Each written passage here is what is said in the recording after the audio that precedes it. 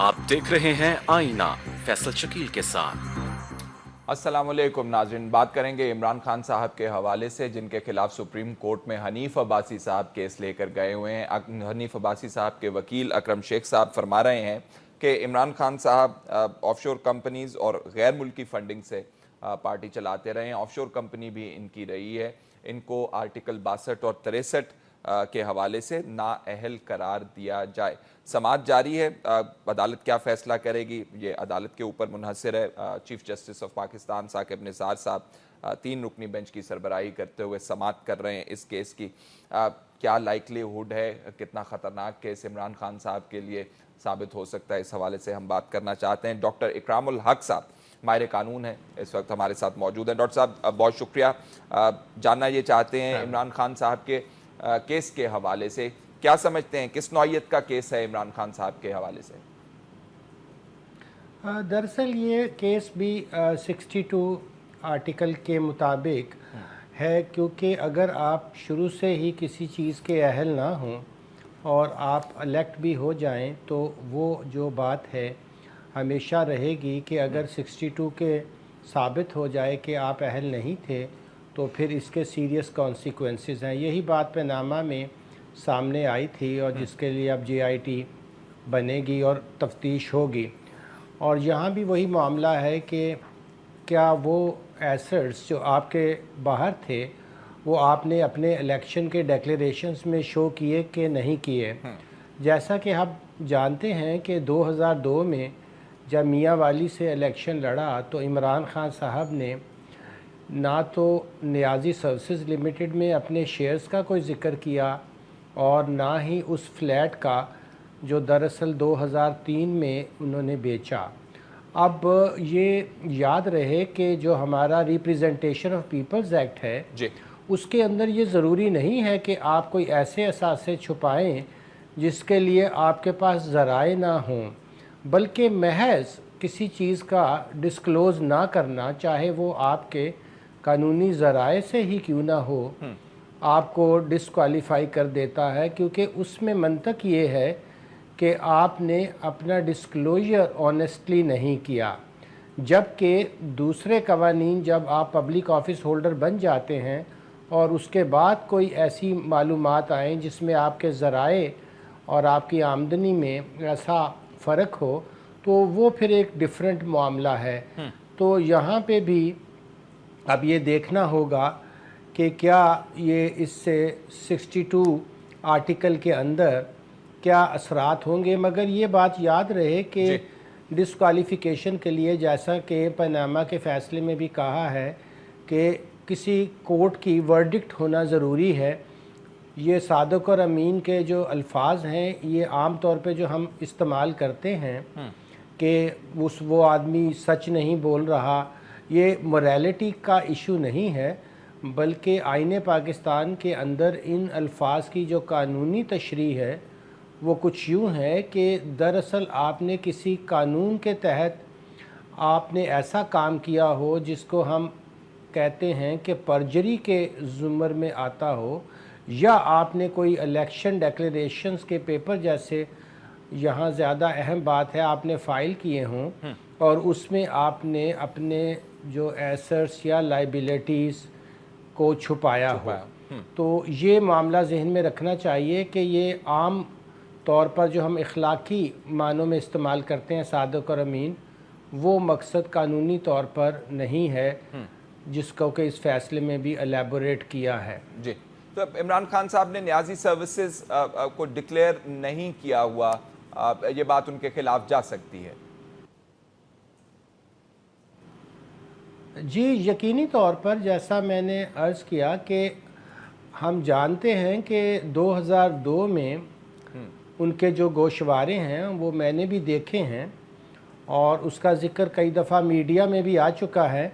उसमें हमें ना तो लंदन के फ़्लैट का कोई ज़िक्र मिलता है और ना ही इस कंपनी का जो कि उन्होंने जर्सी चैनल आइलैंड में बनाई और जिसके बारे में उनका अपना ये कन्फेशन मौजूद है कि उसके बेनिफिशियल ओनर वो खुद ही थे जी। और वो इसलिए बनाई गई थी कि जब वो लंदन का फ्लैट बेचें जो 2003 में 7,15,000 पाउंड के लिए बेचा गया और जो उन्होंने 1,10,000 में ख़रीदा था 84 में, तो उसका जो ह्यूज कैपिटल गेन था उसको बचाया जा सके। और वो एक वहाँ एक लेजिटिमेट चीज़ है ऐसी टैक्स प्लानिंग, मगर उसका पाकिस्तान के इलेक्शन गोशवारों में शो ना करना एक बहुत ही तशवीशनाक और सीरियस मामला हो सकता है। ठीक है, अगर सुप्रीम कोर्ट शरीफ मियां नवाज शरीफ साहब का केस जो है डिसाइड कर सकती है और तफ्तीश उसके अंदर कर सकती है, तो इसके लिए आपके ख्याल में मुख्तलिफ पैमाना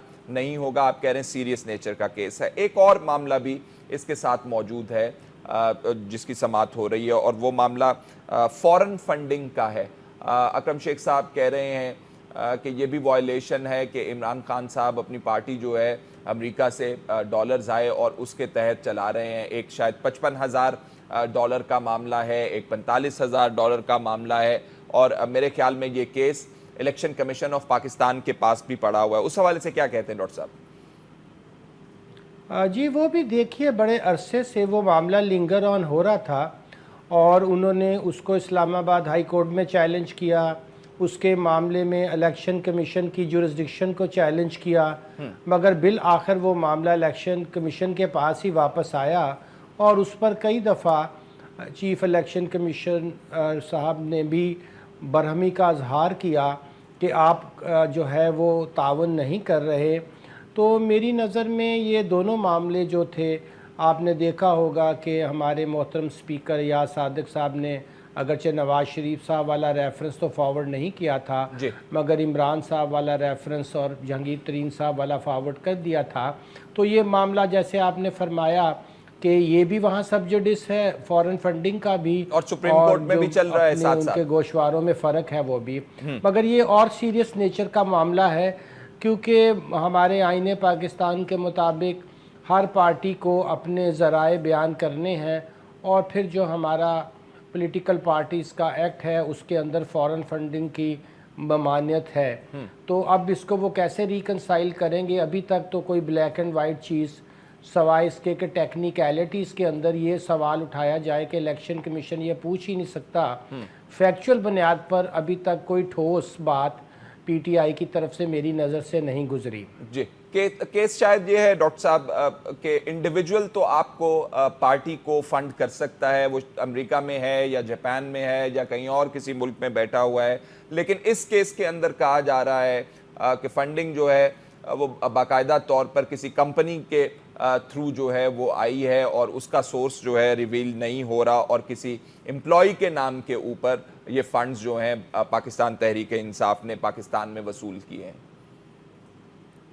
हाँ जी, आपको दरअसल जब भी अपने एनुअल गोशवारे दाखिल करवाने हैं पार्टी का भी, तो उसके अंदर आपको ऑडिटेड अकाउंट्स देने हैं। उन ऑडिटेड अकाउंट्स में आपको एक एक जो आपको रकम मिली और जैसे आपने खर्च किया उस पूरे का हिसाब देना ज़रूरी है। अब उनका ये बयान है कि हमारे उस वक़्त जो ऑडिटेड अकाउंट्स थे उस पर इतराज़ नहीं किया, मगर ये बात इस लिहाज से काबिल कबूल नहीं होगी कि कल को अगर कोई ऐसा आपके सामने वाक़या, ऐसा कोई आप सबूत सामने आ जाता है कि दरअसल वो जो आपने ऑडिटेड अकाउंट्स दिए थे उसमें आपने कोई चीज़ ओमिट की है, तो जाहिर है कि फिर इसका जो नतीजा निकलेगा वो तो नेगेटिव ही होगा। तो मेरा ख्याल है कि ये भी एक जो है वो काफ़ी मुश्किल सूरत हाल है पीटीआई के लिए, और वो जितनी जल्दी इसके ऊपर टेक्निकलिटीज़ से निकल कर शफाफियत के साथ बयान कर दें या अपने वो गोशवारे जो उन्होंने फ़ाइल किए थे इलेक्शन कमीशन के उसको रिवाइज़ कर लें। अगर उनकी पोजीशन क्लियर है तो ये उनके लिए भी बेहतर होगा, मगर बज़ाहिर उसमें लॉ की इन्फ्रैक्शन मुझे नज़र आती है कि लॉ की वायलेशन हुई है, मगर मैं हतमी तौर पर इसलिए नहीं कह सकता कि मैंने उनके जो पार्टी के अकाउंट्स खुद नहीं देखे क्योंकि वो पब्लिश नहीं होते, अगरचे जो हमारे इनफरादी गोशवारे हैं वो नोटिफाई हो जाते हैं क्योंकि वो लॉ है कि उनको गज़ट नोटिफाई करना ज़रूरी है ताकि आप जान सकें। तो चाहिए कि लॉ में अमेंडमेंट करके जो पार्टीज़ के डिटेल हमारे यहाँ अकाउंट्स होते हैं उनको भी पब्लिक की नज़र में लाया जाए और देखा जाए कि उनके स्पॉट के जो डोनर्स हैं वो कौन हैं और अपने ज़राए दुरुस्त हैं कि नहीं है। ये अब वक्त आ गया है कि पाकिस्तान में तमाम लोग जो सियासत में हैं और जो पॉलिटिकल पार्टीज़ हैं वो अपने मामलात को मुकम्मल तौर पर शिफाफ करें और लोगों को उन तक रसाई का भी बंदोबस्त हो। ये आप जैसा जानते हैं आर्टिकल 19A में जो हमारा राइट टू इंफॉर्मेशन है, अब वो फंडामेंटल राइट है और अब पाकिस्तान में उसको एक्सरसाइज करने का, उसके ऊपर स्ट्रेस करने का वो मीडिया के लिए भी बहुत ज़रूरी है, ताकि मीडिया को उन मालूमात तक रसाई हो जो पब्लिक इम्पोर्टेंस के हैं। इससे जमहूरियत को और हमारे यहाँ गवर्नेंस को और शफाफियत को बहुत अच्छा तक़वियत मिल सकती है और मैं चाहूँगा कि इसके लिए भरपूर कैंपेन की। जी डॉक्टर साहब, ये मामला क्योंकि इलेक्शन कमीशन ऑफ पाकिस्तान के पास भी है, सुप्रीम कोर्ट में भी हनीफ अब्बासी साहब ले गए हैं और अकरम शेख साहब इसको आर्ग्यू कर रहे हैं, कैसे ये निपटाए जाएंगे मामलात? क्योंकि जुरिस्डिक्शन का तो सवाल उठेगा कि इलेक्शन कमीशन ऑफ पाकिस्तान के अंदर फंडिंग वाला केस पड़ा हुआ है, तो क्या सुप्रीम कोर्ट को वो समाअत करनी चाहिए या पहले इलेक्शन कमीशन को निपटा ले देना चाहिए? क्या आप कहते हैं इस हवाले से? जी, आपको याद है कि जब ये मामलात यहाँ पहुँचे थे तो ख़ुद दोनों पार्टीज़ ने ये कहा था कि हमें चूँकि अदालत उज़्मा पे मुकम्मल एतमाद है और हम चाहते हैं कि ये मामला यहीं हल कर दिया जाए, तो फिर जुरिस्डिक्शंस को दोनों ने सरेंडर कर दिया। अब दोनों टेक्निकलिटीज़ को आपको याद होगा, जब पैनामा चल रहा था तो बाद में सारा ज़ोर बयान ये था कि आप ये सुन नहीं सकते। तो हमारे यहाँ बात सियासी लोग एक कहते हैं मगर जब प्रैक्टिकली उनके सामने आता है अमली तौर पर फिर दूसरी बात कहना शुरू कर देते हैं। अब ज़ाहिर है अदालत उज़्मा के पास अगर एक पब्लिक इंटरेस्ट लिटिगेशन का ये नमूना आपने पेश कर दिया जैसा पैनामा केस में, तो फिर जब ज़ाहिर है कि ये बात PTI के लीडर्स पे आएगी तो वो कैसे कहेंगे कि हमारे केस में आप इसको पब्लिक इंटरेस्ट लिटिगेशन में ना लें, सवाए इसके कि वो ये कहें कि हम पब्लिक ऑफिस होल्डर, वो दोनों भी पब्लिक ऑफिस होल्डर हैं, जहांगीर तरीन साहब भी और इमरान खान साहब भी।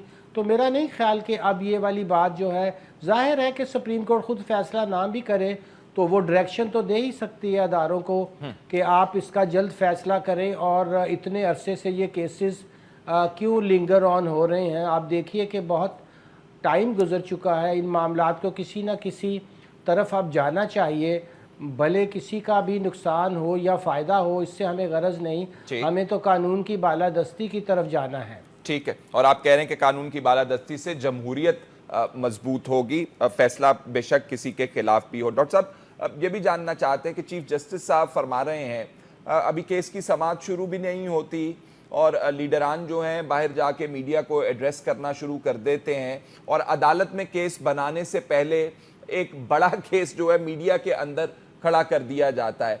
तो क्या पाबंदी है या मॉरल रिस्पॉन्सिबिलिटी है इन लोगों की कि वो केस जब समाअत हो रही हो तो मीडिया के सामने बात करने से गुरेज करें या केस का इंतज़ार कर लें या कोई और फोरम इस्तेमाल करें बातचीत करने का मीडिया से? क्या कहते हैं आप?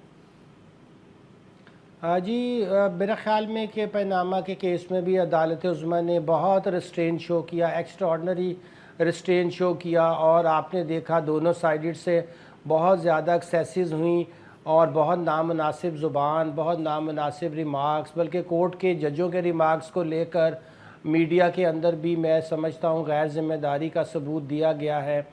तो चाहिए तो ये कि हम जो है वो अदालत के अंदर जब केस चल रहा हो तो उसके मेरिट्स और डीमेरिट्स पर बात करने की बजाय सिर्फ फैक्ट्स के ऊपर बात करें कि अच्छा ये मामला उनके ज़ेरे गौर है, क्या क्या इम्कानात हैं, मगर हत्तुल इम्कान कोशिश करें कि जजों के रिमार्क्स को ज़ेरे बहस मत लाएं और केस की जो है इन्फ्लुएंस करने की या उसको डिस्टॉर्ट करने की कोशिश ना करें। आपको याद होगा हमने कई प्रोग्राम मैंने और आपके साथ किया, हमने एक दफ़ा भी ना किसी जज साहब का नाम लिया ना ही उनके रिमार्क्स को कहा, सिर्फ एक अमूमी बात हुई कि आजकल जो है बाहर निकल कर اب یہاں پہ اس دفعہ چیف جسٹس صاحب نے اس کا بہت اچھا نوٹس لیا ہے اور انہیں احاطہ عدالت میں کسی قسم کے سیاسی جو ہے اکھاڑے سے منع کیا ہے اور کہا یہاں سے باہر نکل کر آپ کا جو جی چاہے کہیے، مگر آپ ہماری احاطہ عدالت کو جو ایک سیکرٹ جگہ ہے جہاں پہ انصاف ہوتا ہے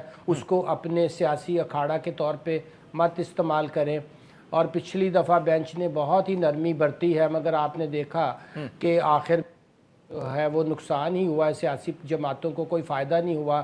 تو یہ media and war of words چھوڑ کر وہ اگر یہی چیز اپنی شفافیت کی طرف توجہ دیں، اپنے معاملات کو درست کرنے کی طرف توجہ دیں، اپنی پارٹیوں کے اندر ڈیموکریسی کو لانے کی کوشش کریں، اپنے پارٹیوں کے اندر لوگوں کو بہتر کرنے کی کوشش کریں، اپنے ڈیکلیریشنز کو بہتر کرنے کی کوشش کریں، تو یہ بات زیادہ مناسب ہوگی بجائے اس کے کہ وہ پولیٹیکل جو ہے وہ سکورنگ کریں اور عدالتی معاملات کو بھی الجھا دیں۔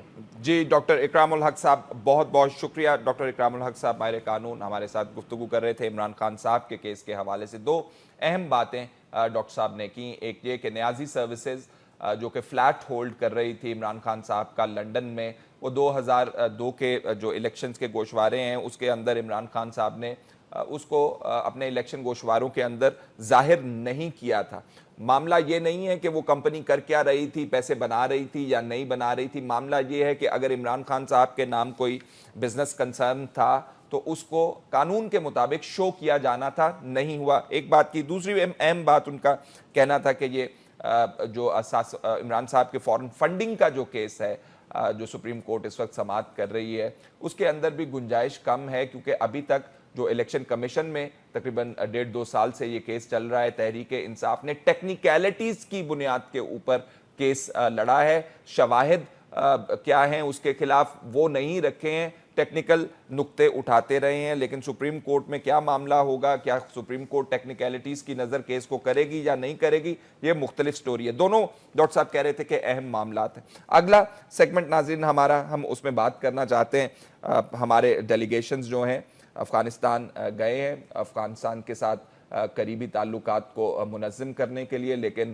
افغان صدر اشرف غنی صاحب نے ڈی جی آئی ایس آئی صاحب کی طرف سے اور ہمارا جو پارلیمانی وفد ایاز صادق صاحب کی زیر صدارت گیا تھا اس کی پاکستان کریں گے۔ افغانستان کے حوالے سے حال ہی میں ہمارے ڈی جی آئی ایس آئی صاحب نوید مختار صاحب وہاں تشریف لے گئے تھے، اس سے پہلے ایک ڈیلیگیشن گیا ہوا تھا سیاستدانوں کا جس میں تمام political parties across the spectrum ان کے لوگ موجود تھے۔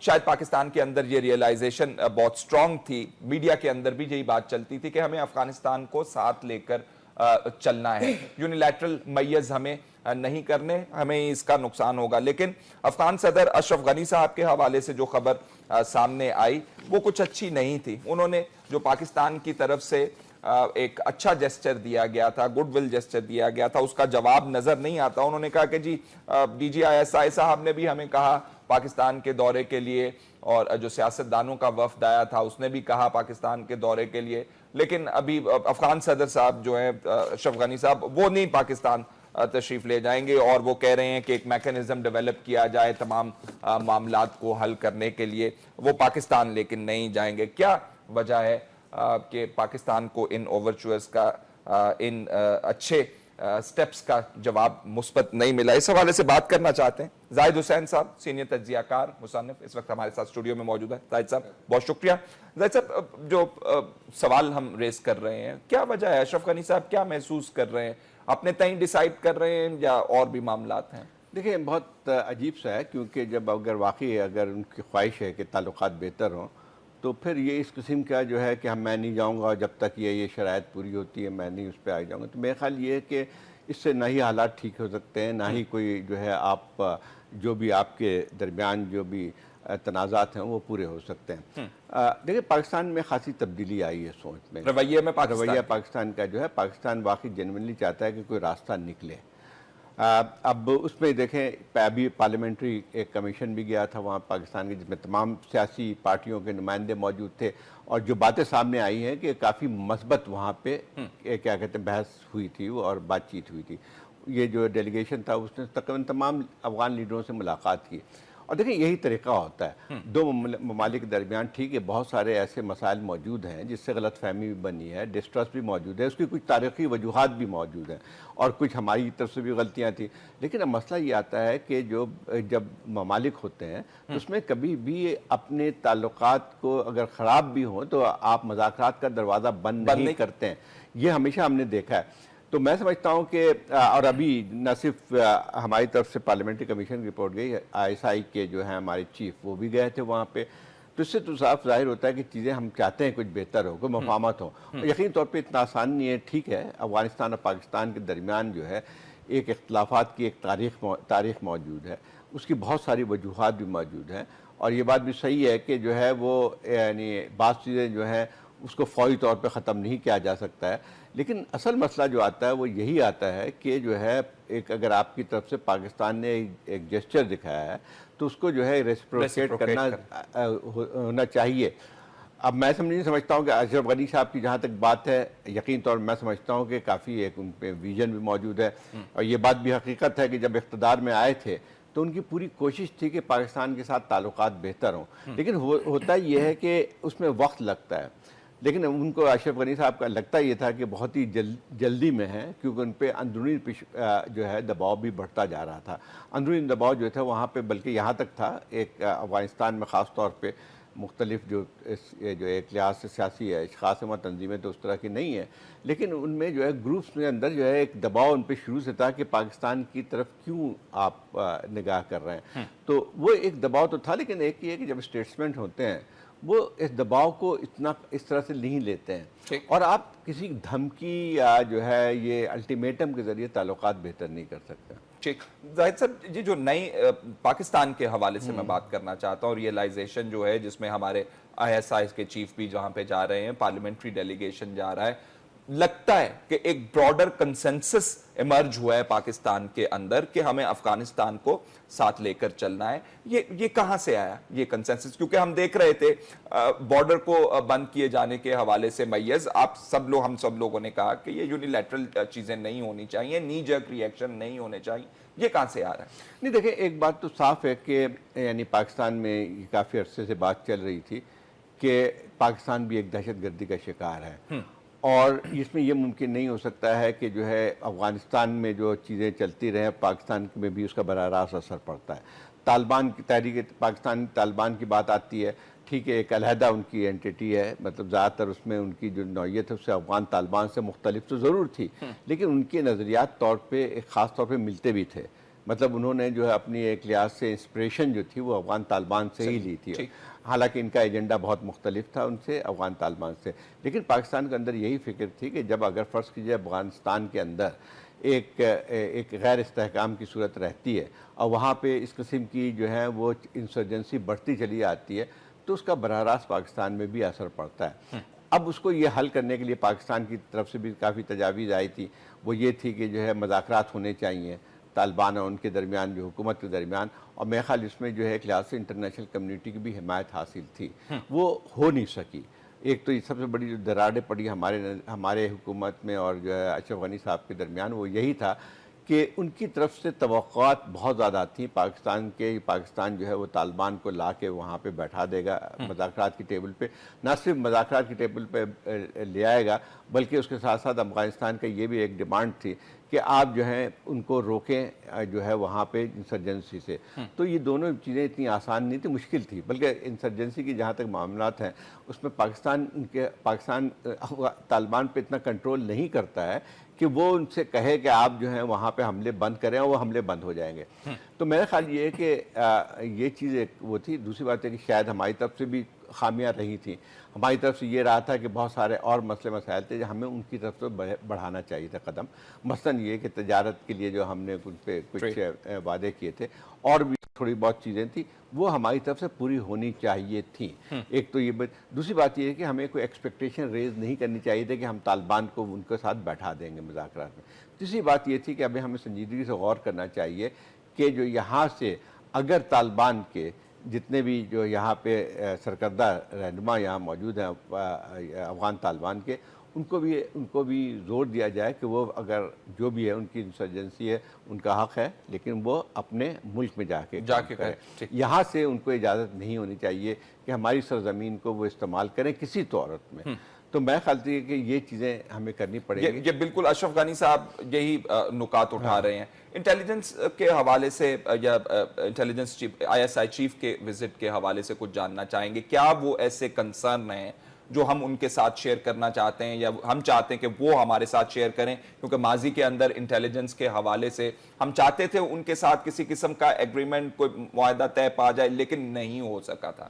یہ بات صحیح ہے۔ دیکھیں انٹیلیجنس کے ایک کوآپریشن بہت ضروری ہے، اور اس میں یقینی بات ہے کہ پہلے ایک تقریباً معاہدہ بھی ہوا تھا، پھر وہاں پہ اندرونی دباؤ کی وجہ سے وہ ختم ہوا، جس میں یہ تھا کہ ISI اور NDS جو کہ افغانستان کی اسپائی ایجنسی ہے اس کے درمیان کوئی تعاون فضا ہو جائے۔ لیکن افغانستان کے اندر جو ہے ایک بہت ایسی فضا موجود ہے جو پاکستان کے ساتھ کسی صورت میں بھی کوآپریشن کے لیے تیار نہیں ہے۔ اس کی میں نے جیسے پہلے کہا کہ اس کی وجوہات بھی ہو سکتے ہیں، لیکن مسئلہ یہ آتا ہے کہ اگر اب تو یہ بات صاف ہوتی جا رہی ہے کہ دہشت گردی ایک ملک کا اب وہ نہیں مسئلہ نہیں رہ گیا ہے، یہ پورے خطے کا معاملہ ہے، اور اس کو خطے کے طور پہ بھی دیکھنا چاہیے۔ ابھی اتنے واقعات میں خاص طور پر پاکستان نے اس کی تو باقاعدہ ایک لحاظ سے کنڈیم بھی کیا ہے، جو مزار شریف میں جو واقعات ہوا تھا جہاں گیریزن پہ حملہ کیا گیا تھا، اور اس میں جو ہے اتنے تقریباً 150 سے زیادہ افغان فوجی ہلاک ہوئے تھے، تو اس پہ بھی پاکستان نے اپنے کنسرن دکھائے تھے۔ اب یہ ہے کہ طالبان کی جو ہے وہاں حملوں میں شدت آتی آ رہی ہے۔ ایک اور بات بھی ہوئی ہے کہ جو اب زیادہ جو ہے ہم دیکھتے ہیں کہ کارروائیاں جو ہیں وہ زیادہ نارتھرن افغانستان میں زیادہ بڑھتی جا رہی ہیں، جو کہ پہلے وہ طالبان کے اس لحاظ سے ایریا آف انفلوئنس میں نہیں آتے تھے۔ تو اب یہ خالی الزام لگانا کہ جتنے بھی حملے ہو رہے ہیں وہ پاکستان کی طرف سے، پاکستان کے سرزمین سے کیے جا رہے ہیں، تو میرا خیال یہ ہے کہ صحیح بات نہیں ہوگی۔ ناردرن افغانستان مزار شریف جو ہے وہ پاکستان کی کسی سرحد سے تو نہیں ملتی ہے۔ دوسری بات یہ کہ قندوز میں بات ہو رہی ہے، ہلمند میں ہو رہی ہے، تو افغان حکومت کو یہ بات بھی تسلیم کرنی چاہیے کہ جو ہے اگر فرض کیے کچھ یہاں پہ ان کے طالبان کے جو رہنماؤں میں سے یہاں آپریٹ کرتے ہیں، لیکن اصل جو ہے جو سینٹر آف گریوٹی جو ہے تمام چیزوں کا وہ افغانستان میں خود موجود ہے۔ تو اب مسئلہ یہ آتا ہے کہ اگر آپ فرض کیجئے پاکستان سے جو ہے ایک کشیدگی کی جو ہے فضا رہتی ہے، تو پھر اس میں کوئی پاکستان کے لیے بھی ممکن نہیں ہوگا کہ کسی جوائنٹ آپریشن میں کام کر سکے یا جو ہے دونوں مل کے مشترکہ طور پہ کوئی اسٹریٹجی بنا سکیں۔ امریکنز بہت انٹرسٹڈ ہیں مل کے کام کرنے میں پاکستان، لیکن امریکنز کا بہت بڑا قصور خود بھی آتا ہے۔ مطلب بات یہ ہے کہ ان کی پالیسی کوئی واضح تو نہیں رہی ہے۔ اب صورتحال یہ ہے کہ 16 سال اس جنگ کو ہو چکے ہیں، ذرا ان کو ذرا غور کرنا چاہیے کہ اس کی وجوہات کیا ہیں۔ 16 سال جو اگر ابھی دیکھا جائے جو افغانستان کی صورتحال تھی، ٹھیک ہے بہت ساری تبدیلیاں اندرونی طور پہ تو آئی ہوں گی، لیکن یہ ہے کہ جو غیر استحکام صورت جو ہے وہ وہی نظر آتی ہے جو کہ 2001 سے پہلے کی تھی۔ تو اب مسئلہ یہ آتا ہے کہ ان کو بھی جو ہے سوچنا پڑے گا کہ اس جنگ کو کس طرح سے ختم کیا جائے۔ یہ ابھی تک امریکہ کے سامنے کوئی واضح پالیسی نہیں ہے۔ اگر صرف یہ کہنا کافی نہیں ہے کہ پاکستان کو یہ کرنا چاہیے وہ کرنا چاہیے، لیکن یہ کہ اس کے لیے کوئی مشترکہ لاہ عمل بھی تو بنانا چاہیے۔ مثلاً یہ کہ اگر مذاکرات ہونے ہیں یا پولیٹیکل ایک پروسیس کرنا ہے آپ کو جو ہے انسرجنٹ کے ساتھ، تو سب سے پہلے تو اس بات کے تیار ذہنی طور پہ تیار ہونا چاہیے۔ ابھی تک جو امریکہ کے سامنے جو پالیسی ہے افغانستان پہ کوئی کلیئرٹی نہیں ہے، اس میں کوئی بھی کلیئرٹی نہیں ہے، بلکہ اگر دیکھا ہے تو افغانستان حالانکہ ابھی تک 9000 سے زیادہ فوجیں وہاں موجود ہیں امریکہ کی، لیکن ان کے جو ہے ان کے الیکشن کے دوران، صدارتی الیکشن کے دوران اس چیز کا ذکر تک نہیں آیا افغانستان کے بارے میں۔ ابھی بھی جو ہے وہ یہ پریزیڈنٹ ٹرمپ کی جو پالیسی ہے وہ غیر واضح ہے افغانستان پہ۔ ایک چیز تو کی ہے کہ جس میں جو ہے جو مدر آف آل بوم تو گرا دیا ہے، لیکن اس کے اثرات کیا ہوں گے؟ مطلب ٹھیک ہے آپ نے ایک بوم گرایا، 10 بوم اور گرا دیں گے، لیکن کیا وہ افغانستان کے مسائل کا یا افغانستان کے کرائسس کا حل ہے؟ میرا خیال نہیں ہے۔ تو ایک واضح ایک حکمت عملی بنانی چاہیے، پھر اس میں جو ہے آپ کو علاقائی جو ہیں جو قوتیں ہیں، ممالک ہیں، اس کے ساتھ مل کے کوئی حکمت عملی بنانی چاہیے، ورنہ تو یہ جنگ تو پھر چلتی رہے گی جس کے اثرات نہ صرف افغانستان پہ بلکہ پورے خطے پہ پڑے۔ ظاہر صاحب بارڈر مینجمنٹ کے حوالے سے جو ہمارا کنسرن ہے، افغان وہ شیئر نہیں کرتے ہیں، ہماری پالیسی ٹھیک ہے، ہمیں کنٹینیو کرنا چاہیے بارڈر مینجمنٹ کے حوالے سے اقدامات پہ؟ دیکھیں بارڈر مینجمنٹ تو بہت ضروری ہے، بارڈر مینجمنٹ تو ہے ٹھیک ہے، جس میں فینسنگ، لیکن اصل میں افغانستان کی طرف سے جو اس پہ اعتراض ہے وہ غیر معنی ہے۔ مطلب بات یہ ہے کہ ان کی طرف سے یہ بات آتی ہے کہ اگر ہم تسلیم کرتے ہیں پاکستان بارڈر مینجمنٹ میں تو اس کا مطلب یہ ہوا کہ ڈیورنڈ لائن ہم تسلیم کر لیں گے. تو یہ تو ایک عجیب سی بات ہے. اگر آپ کو تنازع ختم کرنا ہے تو یہ کہ جو آپ کا چلا آ رہا ہے ایک آپ کا ایک لحاظ سے جو آپ کہتے ہیں کہ جو ہے وہ ڈیورنڈ لائن کا کوئی وجود نہیں، تو پھر اس چیز کو ختم ہونا چاہیے. اگر آپ کہتے ہیں کہ پاکستان سے کوئی کارروائی نہیں ہونی چاہیے تو پھر آپ کو بارڈر مینجمنٹ میں حصہ ڈالنا چاحیے. اعتراض کی بجائے آپ کو حصہ نہ ڈالیں لیکن مسئلہ یہ کہ آپ کو اعتراض بھی تو مت کریں نا. بات یہ ہے کہ پاکستان کا ایک حق ہے کہ اپنی باؤنڈری کو جو ہے وہ مضبوط کرے تاکہ اس قسم کی کارروائی چاہے ادھر سے ہو رہی ہے چاہے ادھر سے ہو رہی ہے وہ ختم ہونی چاہیے. ٹھیک.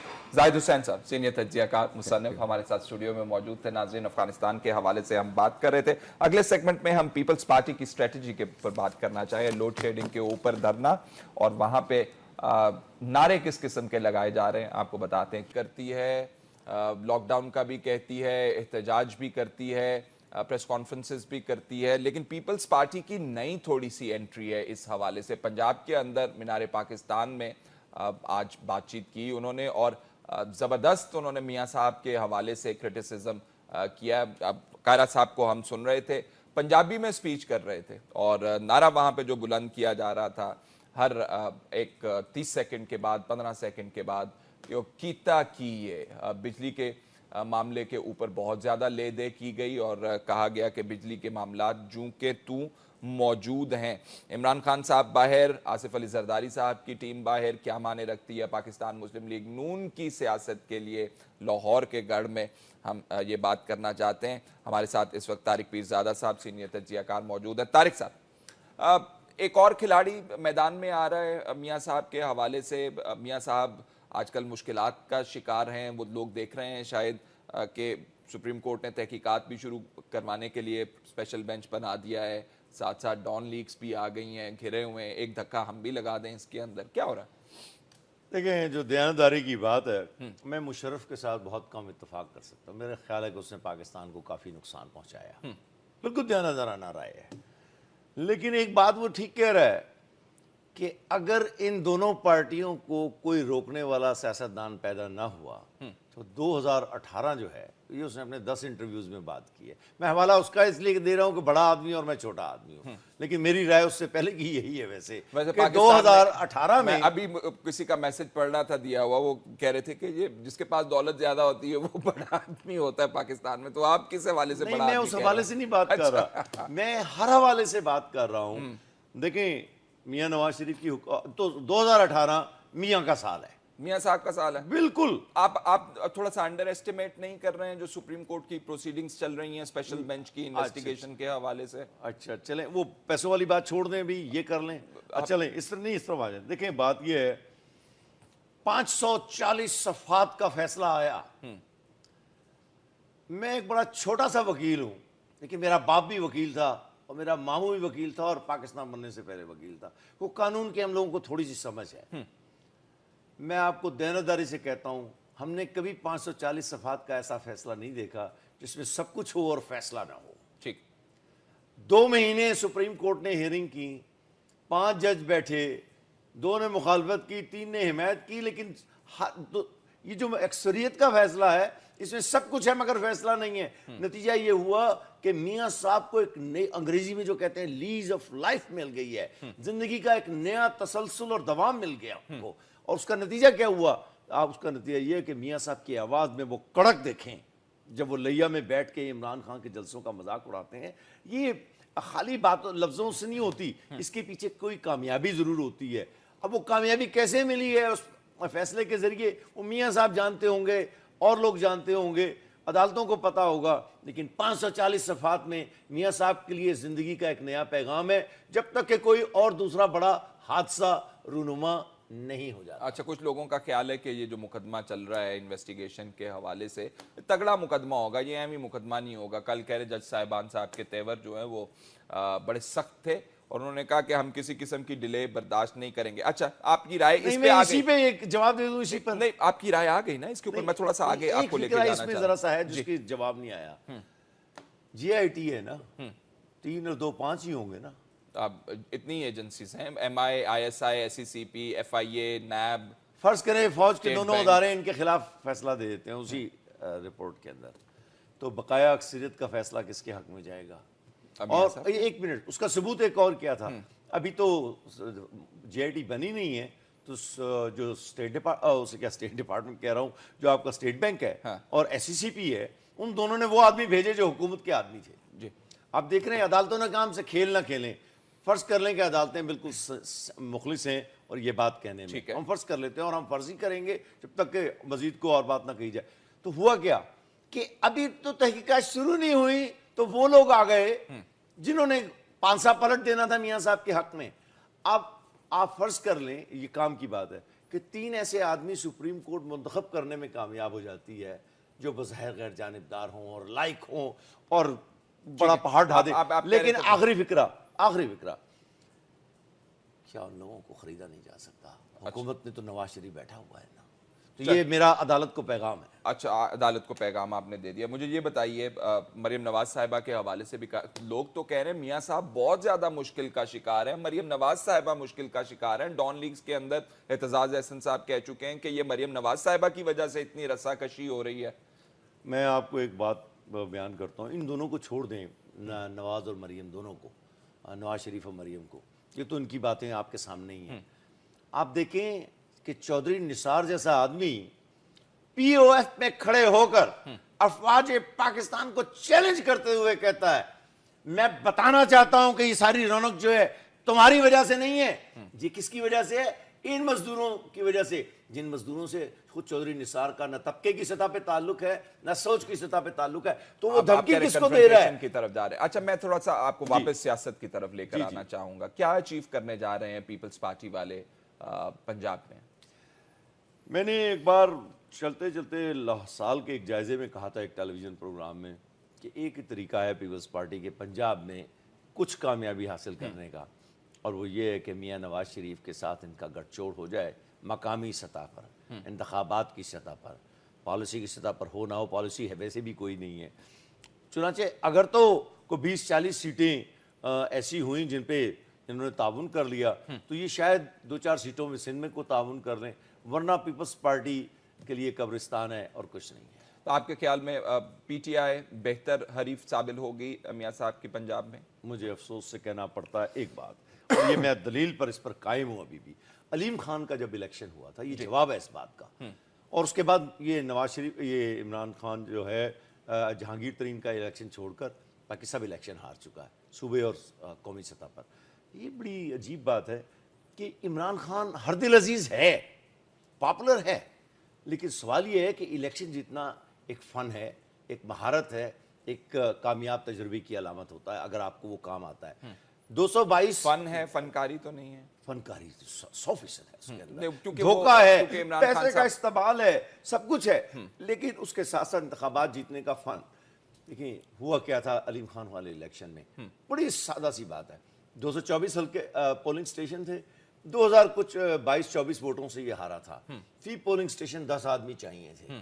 اگر کسی امیدوار کو یہ نہیں پتا کہ آخری 3 دنوں میں گھر جا کر نہیں بیٹھنا چاہیے، جس بنیاد پہ عمران خان نے اپنے پارٹی کے کچھ لوگوں کی سرزنش کی تھی کہ تم لوگ تو گھر جا کر بیٹھ گئے تھے، اس میں کوئی یاسمین اور اس طرح کے کوئی اور لوگ بھی تھے. میں کہنا ہی چاہ رہا ہوں کہ آپ نے اس کے بعد گجرانوالہ کا الیکشن بھی مہنگا ترین الیکشن تھا. گھر کون بیٹھ گیا تھا؟ لوگوں نے تو یہ بھی کہا کہ موٹر سائیکلز تک، گاڑیاں تک لوگوں کو دیں. اچھا، دونوں طرف سے ہوئی نا، نے میں مان لیتا ہوں دونوں طرف سے ہوئی نا. تو آپ بھی کچھ 1-2 موٹر سائیکلیں اور لے آتے اور 2 رکشے اور لے آتے اور 10 آدمی تحریک انصاف نے مختلف دیا تھا نا، اس کا ریزن مختلف دیا تھا. طارق صاحب انہوں نے کہا تھا کہ پی ٹی آئی کے، کیونکہ مسلم لیگ نون وہاں پہ بہت سارے سروے کرواتی رہی الیکشن سے پہلے، اس سے ان کا کہنا تھا کہ ہمارے ووٹس نکال کے باہر کر دیے گئے تھے. میں اس کے باوجود کہہ رہا ہوں، اچھا چلے میں آپ کو ایک بڑے ذاتی سے الیکشن کا ذکر کر دیتا ہوں. میرے باپ نے پنڈی بار، میرا وکیل تھا، پنڈی بار کا صدر تھا، سعید ریاض احمد پیرزادہ. پہلی دفعہ الیکشن لڑے تو 25 ووٹوں سے ہار گئے تھے. ہمیں پتہ لگ گیا کہ جو لوگ گھروں میں بیٹھے ہیں وہ ووٹ ڈالنے نہیں آئے تھے. میں آپ کو آج کہتا ہوں، 30 سال پرانی بات ہے، راول پنڈی بار میں اور دوسرے لوگوں نے ایک جیپ لی، اور ان لوگوں نے جنہوں نے ہمیں دینا ہی دینا تھا ووٹ، ہم نے انہیں کہا جناب آپ کے لیے کنوینس کی سہولت موجود ہے، آئیے اور اپنے ووٹ کا استعمال کیجئے. اتنا ہی کرنا تھا. فی پولنگ سٹیشن 10 ووٹ انہوں نے ان کو گھروں سے نکالنا تھا. اور ووٹ تو آدمی خود ڈالتا ہے, وہاں جا کے بے شک خلاف ہی ڈال دیں وہ. میں کہنا چاہ رہا ہوں گجرانوالہ میں بھی یہی ہوا, 2,500-3,000 ووٹوں سے عمران خان ہارے تھے, اور اب جو حال ہوا ہے یہاں پر تو اب کون سی آپ جگہ کے پر خیال میں پی ٹی آئی کو گھر سے لوگوں کو نکال کے لانا پڑے گا؟ اگر آپ الیکشن جیتنا چاہتے ہیں تو آپ کے مقامی امیدواروں کو یہ جنگ آخری منٹ تک لڑنی ہے, گھر سے بھی لانا ہے اور گھر سے نکالنے کے لیے دل بھی جیتنے ہیں, دونوں اور باتیں پیپلز ہیں. پارٹی کو گھر سے بھی لے آئیں تو آپ کہہ رہے ہیں کہ کوئی فرق نہیں پڑنے والا ان لیکن کو, مصیبت unless یہ ہے کہ وہ میاں صاحب کے ساتھ ہاتھ ملائیں, پیار محبت کا نہیں, وہ تو اظہار میاں کریں. صاحب اگر مہربانی کریں گے. لیکن آج کی سپیچ سے لگ نہیں رہا تھا, جس طرح کائرہ صاحب کہہ رہے تھے, کہتے جی ہم نے وہ ریکارڈ مانگا تھا انہوں نے جلا دیا, ہم نے ایک پاور سٹیشن جو کامیاب نہیں ہو سکا نندی پور, اس کا حساب مانگا تھا, وہ ریکارڈ جلا دیا. اب وہ کہہ رہے تھے کہ سپریم کورٹ کا ریکارڈ نہ جلا دیں, وہ جج صاحبان کو وارن کر رہے تھے کہ آپ ریکارڈ سنبھال کے رکھیں. یہ عوام کی دلچسپی کے لیے بڑی اچھی باتیں ہیں, اس سے لگتا ہے کہ میاں صاحب کی مخالفت ہے, لیکن پیپلز پارٹی میں دو سطحیں ہیں. ایک وہ سطح ہے جو زرداری صاحب کی سطح ہے, جو میاں صاحب کی سطح اپنی پارٹی میں ہے, جو الطاف حسین کی اپنی پارٹی میں تھی, اب الطاف فاروق کی ہے یا نہیں ہے وہ جانتا ہے.